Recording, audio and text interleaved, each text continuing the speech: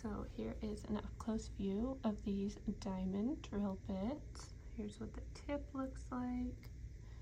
This one is an 8mm, and here we have a 6mm.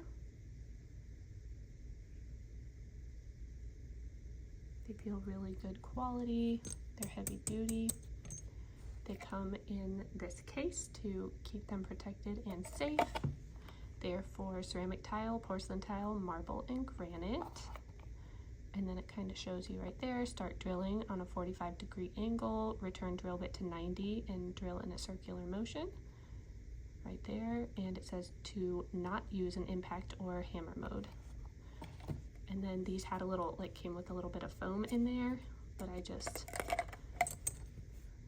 didn't feel like I needed it. It was kind of a pain to bring in and out. So I just keep them in their case, and then we put them, we hang it up with this on his, he has like a pegboard on his desk. So there they are on his workbench.